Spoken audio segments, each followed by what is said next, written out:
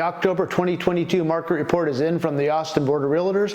We're doing this a little bit later, but there's lots going on. There's solid reasons for sellers and buyers to remain confident as we finish the end of the year and look towards 2023. The decline in prices has paused, at least for now. Sellers remain in control and inflation appears to have turned the corner. I'm going to share some facts in this video. Please watch to the end. I'm Jeff McElroy with the McElroy Property Group, and thank you for watching our monthly report. Medium home values have stopped their retreat. We saw a peak of 550 across ABOR in April, an 8.9% drop to October's result of 474,990. Now this is 4.4% better than the same month last year and a slight improvement from September. Most homeowners are actually in pretty good shape.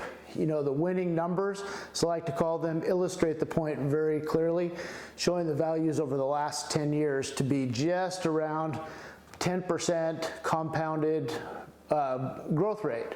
Now, so if you bought 10 years ago, you're up significantly, 136%, plus the values of your mortgage pay down. If you put a 20% down or less, you're up over 200% on your initial down payment. So homeowners have substantial equity and are well qualified with the low rate mortgages they currently have.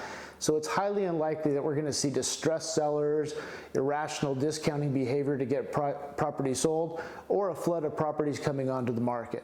Now, the days to sell did jump from 47 days in October to 23 in September, but inventory level remained consistent, only moving from 3.1 to 3.2 months. Now, 6 months is considered balance. It's still a seller's market. There's still low inventory, so expect appreciation. October sales went under contract in September, which means that listing went public in July or August. So pricing would have been made based upon April, May, and June numbers, which would have been at the peak. So essentially, people were looking into the rearview mirror rather than looking forward. So now sellers are going to have to charm the buyer and compete with their neighbors to get the sale.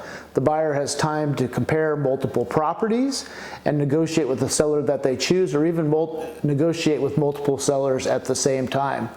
However, due to the low inventory, the best properties are still going to be under contract in just a couple weeks, leaving a well-prepared seller in control of the market. Talk about inflation. Inflation hit its peak in June at 9.1%.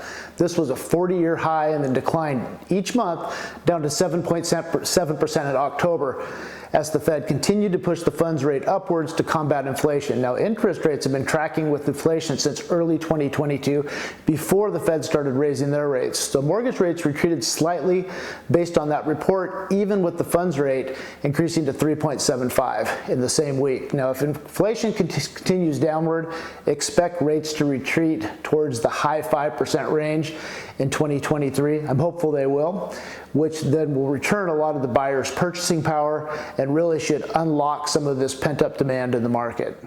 So here's the conclusion. October was really a positive month. We're headed in the right direction.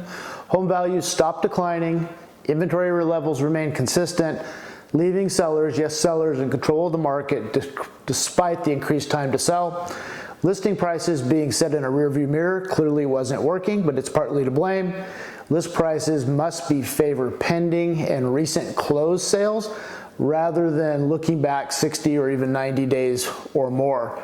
Now, buyers have enough choices to negotiate with their sellers with a lot of patience. Sellers really have to compete to get their buyers. Inflation is going to continue to influence rates, and that's going to really be the key factor to watch as we move into 2023. So 2023 should really present a really interesting year, but the bottom line is expect some appreciation. We're probably not going to see double digit, but we will see some appreciation next year as interest rates go down a little bit and return a little bit of purchasing power to buyers.